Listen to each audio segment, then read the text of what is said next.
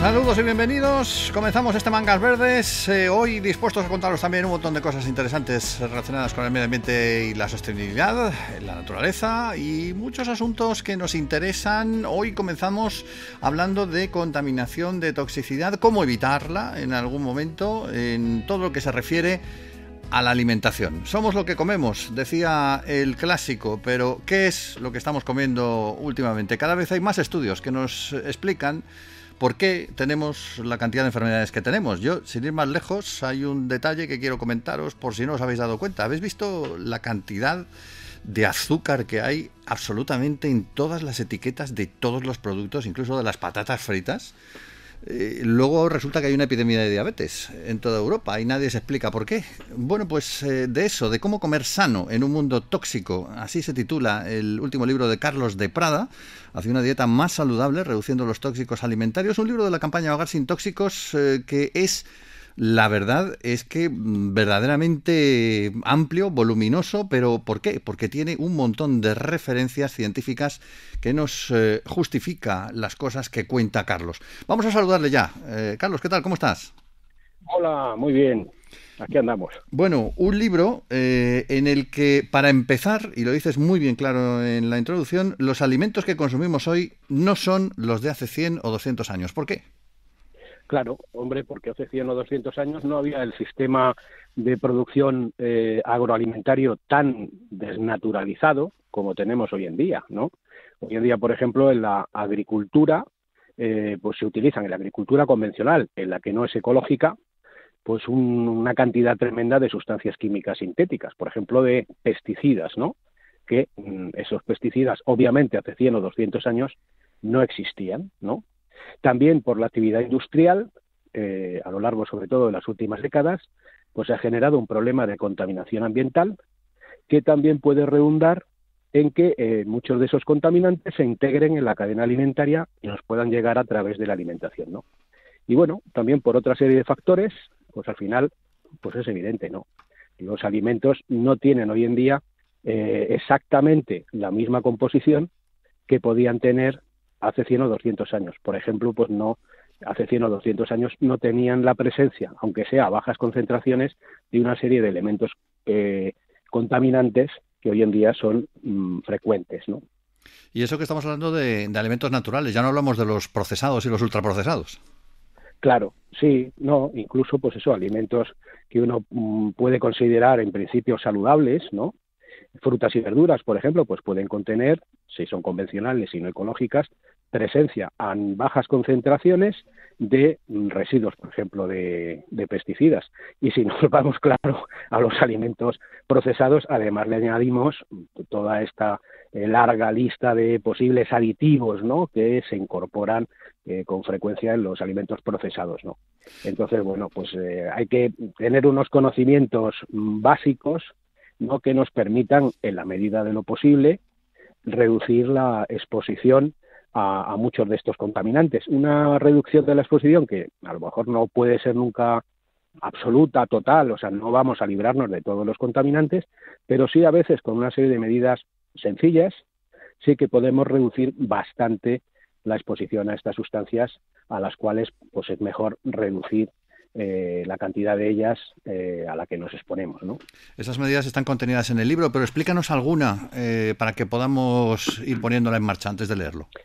Sí, hombre, yo creo que una de las más eficaces, por no decir la más eficaz de todas, ¿no?, es optar por la alimentación ecológica en la medida que se pueda, ¿no?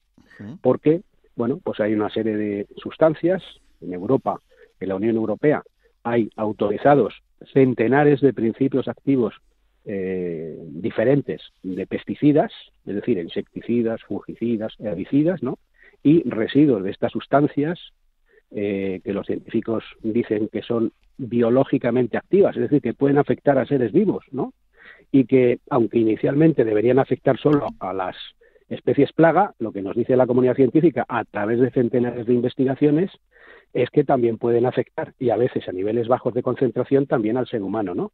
Entonces, con una alimentación ecológica, como estos productos ecológicos no han sido obtenidos utilizando esa química sintética, pues es más difícil que tengan presencia de esos residuos de pesticidas, por ejemplo, las frutas y verduras producidas de esta manera, ¿no? De manera ecológica, ¿no? De esa manera, solo ya con la alimentación ecológica nos estamos quitando un problema relevante, que es la exposición a esos residuos de pesticidas, ¿no? Se ha visto en muchos estudios cómo una persona que pasa de comer convencional a comer ecológico, su presencia en el organismo de una serie de sustancias preocupantes, como son estos residuos de pesticidas, cae espectacularmente en cuestión de pocos días, ¿no?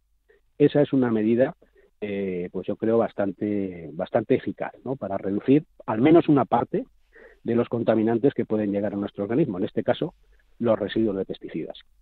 Y recuerdo además que España es una de las potencias de Europa a la hora de tener agricultura ecológica. Lo malo es que casi todo se va para afuera. No hay un consumo aquí interno equivalente a la exportación, ¿no?, de los productos ecológicos. Claro, sí, no, es una pena, porque sí. Creo que está en torno al 70% de lo que España produce de agricultura ecológica, que se va pues a Alemania, o se va a Inglaterra, o se va a Francia, ¿no?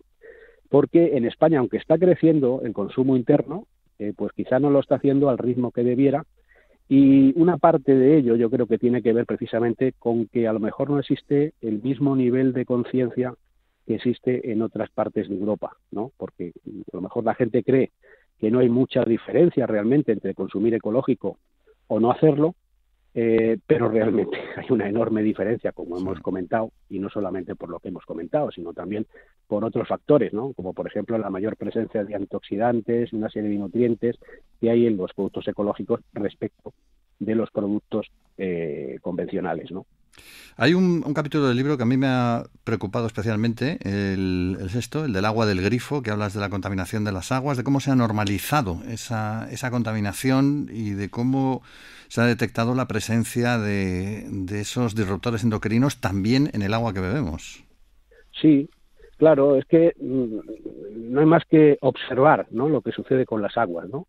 Si vemos cualquier ciudad, cualquier pueblo de España, pues al final todo lo que se echa en las lavadoras, ¿verdad?, lo que se pone en los lavavajillas, en fin, lo que tiramos por el fregadero, por el inodoro, productos de limpieza, bueno, no digamos ya de industrias, etcétera, también los residuos de pesticidas, fertilizantes, etcétera, de la agricultura, bueno, todo va a las aguas, ¿no? Entonces, bueno, sí, hay unos sistemas de depuración, pero ¿qué es lo que sucede? Y esto lo denuncia, por ejemplo, un informe, ¿no?, que aparece en el libro, ¿no?, de la OCDE, ¿no? Bueno, pues que al final se mide en las salidas, en los efluentes, ¿no?, de las plantas depuradoras, y se ve que, a pesar de la depuración, son vertidos a los ríos pues infinidad de compuestos químicos contaminantes, ¿no? Porque los sistemas que se han establecido de las aguas pues no pueden depurar de forma perfecta todo lo que se vierte a ellas, ¿no? Y bueno, eso luego va a los embalses, después hay unas estaciones de tratamiento de agua potable, pero estas estaciones de tratamiento de agua potable hay algunos contaminantes, por ejemplo, denunciaban las propias empresas europeas que gestionan el agua de abastecimiento urbano, que hay algunos contaminantes, como es el caso de los PFAS, ¿no?, de los famosos contaminantes PFAS eternos, ¿no?, los contaminantes perfluorados y polifluorados, ¿no?, que son persistentes, muy difíciles de eliminar del medio ambiente y de los organismos, ¿no? Y estas plantas de tratamiento de agua potable, para poderlos eliminar, habría que recurrir a unos sistemas que son muy caros, ¿no?, y que, pues, en términos generales, muchas veces no están en marcha, ¿no? Entonces, ¿qué es lo que sucede? Que el agua que llega a los grifos no es que no tenga presencia de una serie de sustancias contaminantes, la tiene, solo que están a unas concentraciones que se consideran legales, ¿no? Y bueno, entonces ya, dependiendo de en qué zonas vive uno, en qué grado de contaminación o de presencia de una serie de contaminantes, puede tener el agua del grifo, pues a lo mejor pues sería mejor poner atención en ello e intentar presionar a las autoridades. En primer término, desde luego, para que se controlara más lo que se vierte a las aguas, que no se está controlando debidamente. y, por otro lado, para que se mejoraran los sistemas de tratamiento de ese agua, ¿no? Aunque lo principal, como comentaba, sería que se exigiera a una serie de industrias que dejaran de producir y de verter al medio ambiente una serie de sustancias contaminantes. En algún caso, pero esto es complejo porque puede ser caro, y además la verdad es que no es justo que tenga que ser el propio ciudadano el que pague filtrar, ¿no? El agua del grifo, por ejemplo, ¿no? Pero en algún caso, pues a lo mejor sería aconsejable establecer algún sistema de filtrado que eliminara pues una buena parte de estos contaminantes que a bajas concentraciones pueden estar presentes en algunas áreas, ¿no? Hay un punto también al final del libro sobre eliminar falsas creencias que pueden desmovilizarnos. ¿Puedes contarnos alguna de ellas? Sí, bueno, aunque la población, o una parte de ella, puede tener muchas veces, ¿no?, la idea, ¿no?, de que todo está perfectamente controlado, ¿no?, de que papá Estado, las autoridades lo tienen todo perfectamente controlado. El hecho es que si vemos, por ejemplo, lo que dice la comunidad científica, pues vemos que no es así. Por ejemplo, a la hora de que las autoridades nos digan, ¿no?, por ejemplo, que la concentración de una sustancia es segura, estas autoridades han analizado ese riesgo desde una óptica, desde una perspectiva ficticia, ¿eh? Es decir, evalúan el riesgo de que nos expusiéramos a una única sustancia a la vez. Sin embargo, el hecho objetivo es que ninguna persona se expone a un único contaminante de forma aislada, sino que, por ejemplo, en una sola fresa, en una sola pera, en una sola manzana, en un solo melocotón, puede haber a la vez, en una única pieza de fruta, 10, 15 pesticidas simultáneamente. Es decir, no nos exponemos a contaminantes aislados, sino que nos exponemos a mezclas. Y esas mezclas pueden tener efectos diferentes y muy superiores al de exponernos a las sustancias aisladas. Sin embargo, las autoridades evalúan el riesgo sobre ese supuesto de exponernos aisladamente a una sola sustancia a la vez, con lo cual no están evaluando el riesgo real, que es el de que nos estamos exponiendo a cócteles de contaminantes químicos, ¿no?, por ejemplo, ¿no? Otro factor que no tienen en cuenta debidamente las autoridades, y esto lo denuncia la comunidad científica, por ejemplo, la Endocrine Society, ¿no?, que es la entidad mundial de referencia en el tema de las enfermedades que tienen que ver con las hormonas, ¿no?, es que en los test que se realizan para autorizar o no autorizar, o para establecer qué es seguro o qué no es seguro, no se tiene en cuenta debidamente los efectos de alteración hormonal, es decir, lo que los científicos llaman disrupción endocrina. Y estos son unos efectos que lo que nos dice la comunidad científica es que se pueden producir a dosis muy bajas, ¿no?, a concentraciones muy bajas de las sustancias, ¿no? Entonces, bueno, ahí en la legislación, estos son solo dos ejemplos, en realidad hay muchas más deficiencias, ¿no?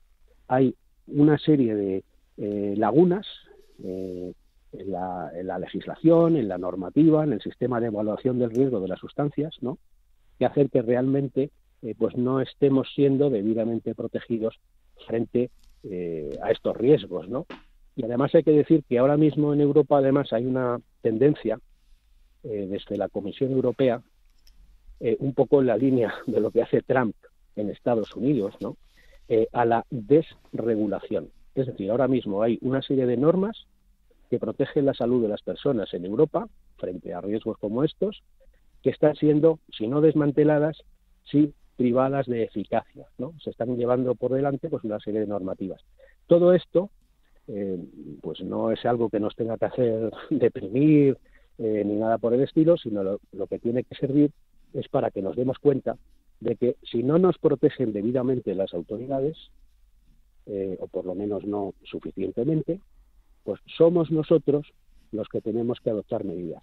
Y de ahí yo creo la relevancia de este libro, ¿no?, de cómo comer sano en un mundo tóxico, ¿no?, donde lo que intento es dar a las personas una serie de parámetros, de conocimientos, para que puedan adoptar esas medidas, ¿no? Si fallan las autoridades, pues seremos nosotros los que tenemos, en la medida de lo posible, que adoptar medidas. Y para adoptar medidas es necesario tener un conocimiento básico de la situación, ¿no? Un libro importante, Cómo comer sano en un mundo tóxico, de Carlos de Prada. Muchas gracias por haber estado con nosotros hoy en el programa. Nada, ha sido un placer. Mangas Verdes. Reflexiona.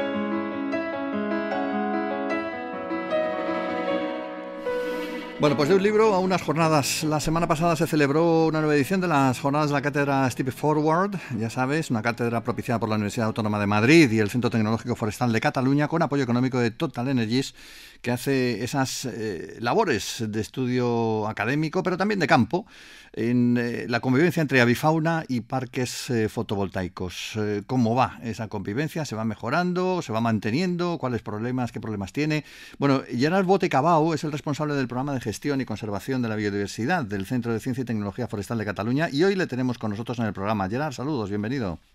Hola, muchas gracias, bienvenido. ¿Desde cuándo está funcionando la cátedra, Step Forward? Pues la cátedra nació formalmente el año 2022 y hemos estado trabajando hasta ahora en desarrollando un poco lo que te dicen, nace un poco de la identificación de que estamos en un proceso de necesidad de cambiar nuestro modelo de generación de energía. La energía fotovoltaica es una alternativa que está cogiendo mucho ímpetu en el territorio y más aquí en España, pero este crecimiento ha ido hasta acompañado por una falta de información de cómo estas instalaciones pueden cohabitar o impactan con la biodiversidad, ¿no? Entonces, este desarrollo la cátedra nació con la necesidad de intentar aportar conocimiento y transferir conocimiento al sector para que este desarrollo de energías renovables pues se pueda hacer con la mejor información disponible y para que la gente los responsables de la toma de decisión pues tengan la información técnica y científica mejor para que tomen buenas decisiones. Trabajáis, como antes decíamos, tanto en labores teóricas como sobre el campo, ¿no? O sea, para ver en casos concretos cómo funciona el tema. La cátedra tiene como dos grandes ejes así de trabajo. Uno que es la investigación académica. Somos una cátedra científica de 2 instituciones científicas, por tanto necesitamos generar conocimiento nuevo. Este conocimiento se tiene que publicar en revistas científicas, o sea, estamos haciendo proyectos y estudios científicos nuevos, pero luego también vimos desde el primer momento que necesitamos tener herramientas para que todo este conocimiento científico que generamos en la cátedra o que se genere por otras instituciones científicas, poderlo hacer llegar a los implicados, a los actores del desarrollo de las energías renovables, como pueden ser consultoras ambientales, empresas eléctricas, la propia administración, para que toda esa información científica que a veces está en esos papers que nos leemos los científicos y que a veces solo entendemos nosotros, cómo lo podemos traducir y acompañar para que vaya permeando en las cuestiones más aplicadas. Por tanto, tiene una componente muy de transferencia y las jornadas, entre otras acciones, pues las jornadas estas que has comentado al inicio, las cuartas, son como nuestra bandera de cómo hacer llegar este conocimiento al sector.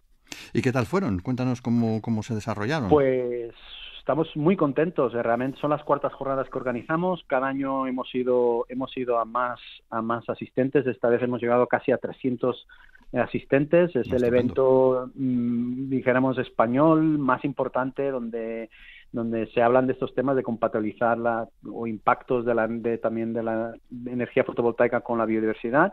Yo creo que se ha convertido en un evento ya que la gente tiene en su agenda, donde para mí lo más interesante de estas jornadas, yo como científico estoy acostumbrado a ir a jornadas científicas.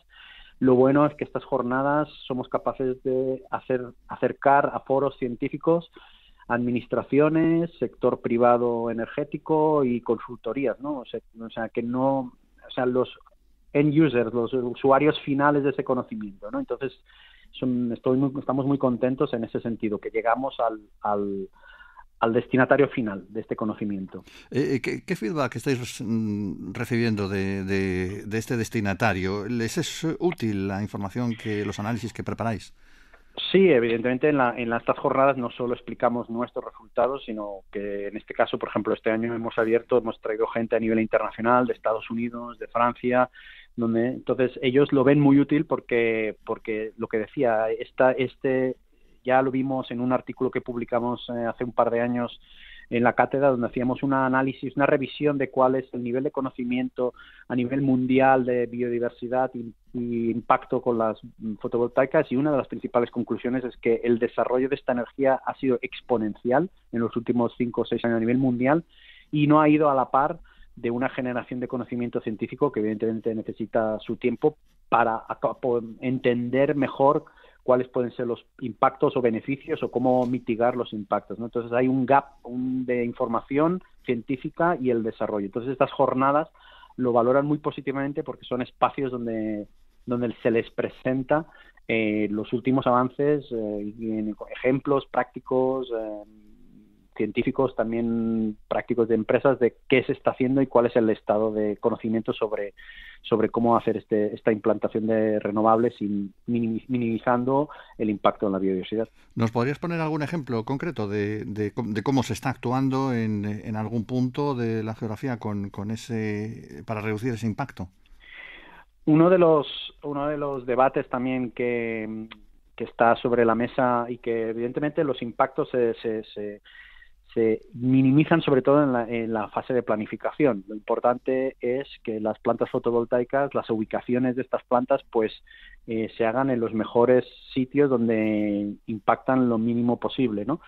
Pero a veces hay impactos que no se pueden compensar totalmente y muchas de estos proyectos de plantas fotovoltaicas llevan asociado toda una serie de medidas compensatorias de gestión del hábitat que no tienen por qué ser en la planta, sino que son muchas veces en los entornos o en otras zonas de la planta para compensar este impacto que no es posible compensar con las medidas, con la planificación. Entonces ahí hay mucha discusión de cómo podemos, y va a haber una inversión de dinero en gestión y mejora de la biodiversidad importante por parte de las empresas privadas que van a estar obligadas a hacer una serie de medidas compensatorias, y hay un debate importante de cómo podemos hacer que esta inversión, pues realmente las medidas de aplicación a veces son muy genéricas, pero las tenemos que aterrizar a contextos concretos para que esa inversión maximice el beneficio ambiental. Entonces ahí se han presentado ejemplos en distintas zonas de España de cómo se están desarrollando estas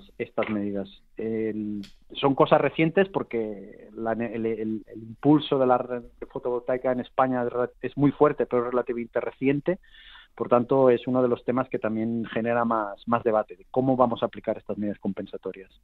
Es la cátedra Step Forward, que sigue su marcha, 4 jornadas ya, creo que exitosas, y ya preparando lo que va a ser la del año que viene, imagino. Sí, además estamos también muy contentos que esta colaboración público-privada, que muchas veces en otros sectores de la medicina o sectores industriales se ve muy claro, ¿no?, la importancia de que las colaboraciones público-privadas en trabajo en el desarrollo de generación de conocimiento científico. A veces en temas ambientales no hay muchos ejemplos y estamos muy contentos de que justamente este año hemos renovado la confianza por parte de las 3 instituciones y vamos a tener más años de cátedra para seguir generando este conocimiento y cómo el sector privado, junto con instituciones de investigación independientes como son un centro de investigación y una universidad, podemos generar este conocimiento que sea útil no solo para todo el mundo, para todo el sector, ¿no? La voluntad de la cátedra es que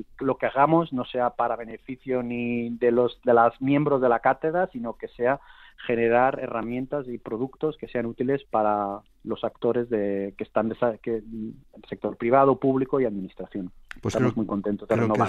Creo que es un objetivo que estáis consiguiendo y me alegro por ello. Gracias por haber estado con nosotros hoy en el programa. Muchísimas gracias a vosotros. Mangas Verdes, paso a paso.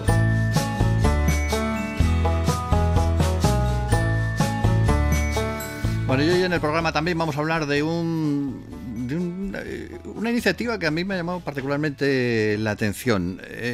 Muchas veces pensamos en el cartón, el uso del cartón pues para diversos embalajes, pero resulta que también se puede utilizar para crear muebles en un momento dado, con papel certificado FSC, además, que se ha creado en San Sebastián, en una de las tiendas de Coalf, ya la conocemos, una marca de estilo de vida sostenible con cuyos responsables hemos hablado más de una ocasión, pues han utilizado ese papel certificado FSC, ese cartón ondulado, tanto para las paredes como para el mobiliario de la tienda. Susana Maya es la gerente de sostenibilidad de Smartfit West Rock España, Portugal y Marruecos, que es precisamente la compañía que ha fabricado este mobiliario tan peculiar.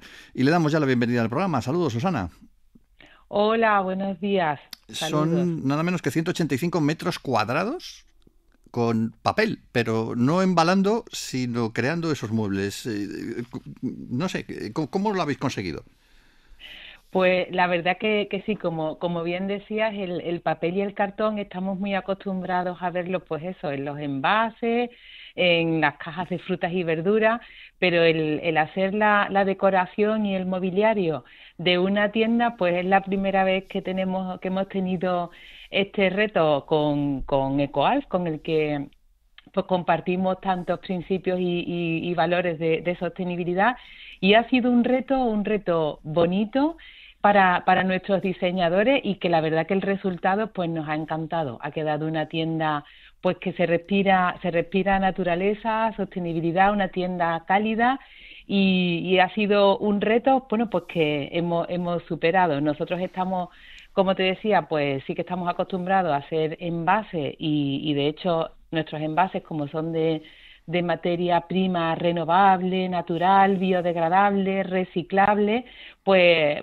tenemos la verdad que uno de nuestros propósitos es que nuestros envases no dejen rastro para futuras generaciones, que es lo que llamamos nuestra iniciativa Better Planet Packaging, pero nunca nos habíamos enfrentado al reto de la decoración y el mobiliario, así que ha sido una experiencia, la verdad, que bonita e inspiradora. Bueno, hay mesas, hay probadores, hay estanterías. La primera pregunta que se me ocurre desde la ignorancia es, ¿aguantan el peso, no? Totalmente, aguantan el peso, porque de hecho todo el mobiliario pues ha sido fabricado, como tú bien has dicho, pues con papel certificado, papel craft, que tiene mucha resistencia, y también para las ondas hemos utilizado papel reciclado que también tiene mucha resistencia, y el cartón se ha fabricado en nuestra fábrica de Cordovilla, en Navarra, que ellos están especializados en gran embalaje, con lo cual hacen un cartón muy resistente pues para eso, para cada vez que hay que embalar pues cosas que necesitan mucha resistencia y mucha dureza en el cartón. Y el mobiliario, el cartón lo ha fabricado en nuestra fábrica de Navarra y se ha realizado en nuestra fábrica de Sorpel en Oporto, que ellos están especializados en hacer displays. Y entonces el display al final sí que tiene bastante que ver pues con mobiliario, ¿no? Porque al final no dejan de ser estanterías y modelos para poner en los supermercados, y sí que resiste, porque nuestro cartón, se le han hecho pruebas, el cartón tiene mucha resistencia a la compresión vertical y no hay problema. La verdad que ha sido un reto, pero estamos muy contentos y tiene una resistencia perfecta para la durabilidad que necesita. Y económicamente, ¿cómo salen estos muebles? ¿Son competitivos, imagino? Claro, son competitivos, y después también lo bueno es que tienen una segunda vida. Estos muebles, cuando termine su vida útil, pues se reciclarán y se volverán a convertir en cartón, o bien para otro mobiliario o para cajas de cartón. Lo bueno que tenemos con el papel y el cartón es que es reciclable, y así pues cerramos todo el círculo de nuestro negocio que es circular. ¿Cuál es la vida útil de un mueble de este tipo? Bueno, estos muebles precisamente están protegidos por unos cristales, porque un enemigo del cartón es la humedad, el agua, y entonces pues con estos cristales los protegemos pues de eso, porque para pues para la posible limpieza con agua para que no se estropeen. Pero en cualquier caso, nuestro negocio no es la venta de muebles, y esto es una colaboración que hemos hecho con EcoAlf, con el que, como te decimos, compartimos pues principios de sostenibilidad, de reciclaje, de minimizar los residuos, pero no es nuestro negocio el hacer mobiliario. Vale, ¿tenéis planes para hacer algo similar en el futuro o esto ha sido una cosa puntual, como nos estás contando? Ha sido una cosa puntual y bueno, tampoco estamos cerrados a otra colaboración con otras empresas que tengan la misma preocupación que nosotros de cuidar el planeta, pero ya te digo, no es nuestro negocio. Nosotros somos fabricantes de embalajes en base papel y ese es nuestro negocio, y esto ha sido una colaboración que estamos abiertos a tener, pero no es para abrir una línea de negocio de mobiliario. Desde el punto de vista de lo que es el negocio vuestro, como tal, parece que la cosa va bien. Cada vez se utiliza más el papel, o bueno, es la impresión que tengo particularmente para el tema del embalaje. Sí, la verdad es que, como te decimos, como es un material de fuentes renovables, es monomaterial, con lo cual es reciclable al 100%. Nuestro negocio ya es muy maduro de la reciclabilidad y es el material más reciclado de todos los materiales que se utilizan para envases y embalajes. Pues la verdad que sí, la tendencia es que cada vez más se va pasando a este material, y nosotros estamos trabajando para que todos los materiales que sí que tienen una mayor dificultad al reciclaje, pues intentar que nuestro producto tenga aquellas funciones, aquellas características que no son innatas del cartón, como la impermeabilidad o algunas otras funciones o el termosellado, y estamos trabajando en tratamientos que hacen que nuestros productos sí que tengan estas características y puedan sustituir a otros materiales pues que no son tan sostenibles. Uh-huh. Así que yo creo que ese es el motivo por el que cada vez más productos pasan de otros materiales al papel y el cartón. Pues una labor importante la que estáis haciendo. Gracias, Susana. A Susana Maya, desde Smartfit de Westrock, España, Portugal y Marruecos, y adelante con vuestra labor. Muchas gracias a vosotros por darnos la oportunidad de hablar de esta colaboración que hemos hecho con EcoAlf, y de la que estamos muy orgullosos. Nos vamos y hoy terminamos en Aragón, dentro de Aragón en Teruel, y dentro de Teruel en Alcañiz, en la capital de la comarca del Bajo Aragón. Nuestro objetivo de hoy, uno de los pocos municipios de la provincia que muestra cierta pujanza demográfica porque se ve muy bien. Su origen no está muy claro. Hay pinturas rupestres declaradas Patrimonio de la Humanidad en Valdelcharco del Agua Amarga, a pocos kilómetros de esta población, y también hay restos de poblados ibéricos. Pero vamos, el nombre actual, el de Alcañiz, parece que viene de la época musulmana, porque podría venir de Alcanis, dicen, que significa las cañas, muy abundantes en la ribera del río Guadalope, junto a la ciudad. La primera referencia histórica que tenemos, confirmada como tal, de la ciudad es del siglo XII, cuando el conde Ramón Berenguer IV la reconquistó, pero su poderío creció a manos de la orden monástico-militar de Calatrava. Hay muchos lugares que ver en Alcañiz, desde el castillo Calatravo, con sus pinturas murales góticas, hasta la iglesia barroca de Santa María la Mayor, que fue sede en varias ocasiones de las Cortes de Aragón, pasando por la lonja gótica o las casas palaciegas, que siguen el modelo del tardo renacimiento aragonés. Bueno, eso por no citar su red de estructuras y pasadizos subterráneos utilizados en otras épocas por la población. No te vayas de Alcañiz sin comerte sus migas aragonesas, sus alubias con perdiz, su ternasco de la zona o su olleta, guiso tradicional, además de embutidos como morcillas y longanizas, o las delicias de Teruel, que son unas tostas parecidas al pan con tomate, pero con buen jamón turolense y aceite de oliva del Bajo Aragón. Y de postre, sus buenos melocotones de Calanda, por supuesto. Nos vamos en Mangas Verdes, hoy con la realización técnica de Esteban Novillo. En nombre de todo el equipo de la plataforma medioambiental de la agencia EFE, el saludo de Pedro Pablo May. ¡Feliz y verde semana!